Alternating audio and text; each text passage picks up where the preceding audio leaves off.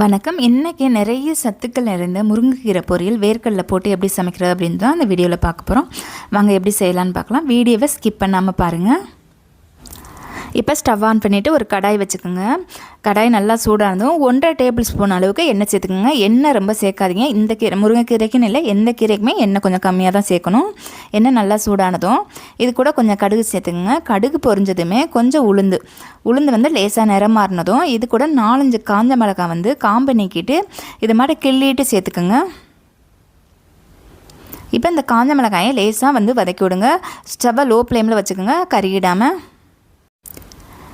இப்போ மிளகாய் லேசாக வறுத்ததுமே இது கூட 10-15 சாம்பார் வெங்காயம் ரொம்பவும் பொடியாக கட் பண்ணிக்காதீங்க, 1-2 கட் பண்ணிக்கோங்க. பொரியலுக்கு இப்படி கட் பண்ணும்போது டேஸ்ட்டு நல்லாயிருக்கும். இப்போ வந்து ஸ்டவ்வை மீடியம் ஃப்ளேமில் வச்சு வதக்கி விடுங்க. இது கூட ஒரு கொத்தளவு கறிவேப்பிலை சேர்த்துக்கலாம். இப்போ ஸ்டவ்வை வந்து மீடியம் ஃப்ளேமில் வச்சுக்கோங்க. வெங்காயத்தை பாதி அளவுக்கு வதக்கி விடுங்க, ரொம்ப வதக்க வேணாம்.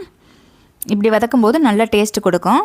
இப்போ வந்து முருங்கைக்கீரை சேர்த்துக்கலாம். முருங்கைக்கீரை வந்து நல்லா உருகிட்டு நல்லா தண்ணி வச்சு நல்லா கழுவிட்டு நல்லா பிழிஞ்சிட்டு சேர்த்துக்குங்க. நல்லா கொஞ்சம் நேரம் தண்ணி வச்சிங்க அப்படின்னா கூடையில் வச்சிங்க அப்படின்னா நல்லா தண்ணி வடிஞ்சிடும். எப்போவுமே முருங்கைக்கீரை என்ன பண்ணுங்கள், பாதி அளவு ஃபஸ்ட்டு சேர்த்துடுங்க.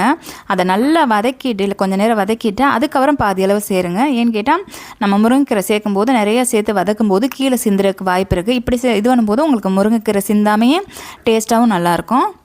இப்போ முருங்கைக்கீரையை ஸ்டவ்வை வந்து ஹையில் வச்சு நல்லா வதக்கி விடுங்க. அப்போ தான் முருங்கைக்கீரைங்க வேகமாக வதங்கிடும். நல்லா வதக்கி விடுங்க. இப்போ நல்லா வதக்கினதுமே இது கூட தேவையான அளவு உப்பு சேர்த்துங்க. உப்பு ரொம்ப சேர்த்துடாதீங்க, கொஞ்சமாக சேர்த்துக்குங்க தேவையான அளவு, இல்லைன்னா கடுத்து போயிடும். இப்போ நல்லா வதக்கியாச்சு. இப்போ என்ன பண்ணுங்கள், கீரை எல்லாத்தையும் ஒன்று சேர்த்துடுங்க. ஒரு இடத்துல நல்லா வலிச்சிட்டு அந்த கரண்டியில் இருக்கிறதெல்லாம் இது பண்ணி விடுங்க. பண்ணிவிட்டு ஸ்டவ்வை வந்து லோ ஃப்ளேமில் வச்சுடுங்க. எல்லா கீரையுமே நம்ம வந்து ஓப்பன் பண்ணி தான் தோணுவோம் கலர் மாதிரி. ஆனால் முருங்கைக்கீரை வந்து மூடி சமைக்கும் போது நல்லா டேஸ்ட்டு நல்லாயிருக்கும், வேகமாக வெந்துடும். இப்போ மூடி வச்சிடலாம். ஒரு 3 நிமிஷத்தில் கீரை வெந்துடும், ரொம்ப நேரம் வேணாம். ஸ்டவ்வை மூடி வச்சுடுங்க. 3 நிமிஷம் ஆகட்டும்.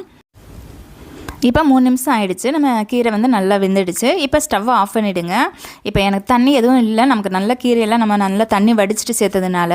இல்லை உங்களுக்கு லேசாக தண்ணி எதுவும் இருந்ததுன்னா ஸ்டவ்வை ஹையில் வச்சு நல்லா கிண்டி விடுங்க. இப்போ வந்து நல்லா வறுத்த வேர்க்கடலையை நல்லா கொரன்னு அரைச்சிட்டு ஒரு 3 ஸ்பூன் அளவுக்கு சேர்த்துக்குங்க.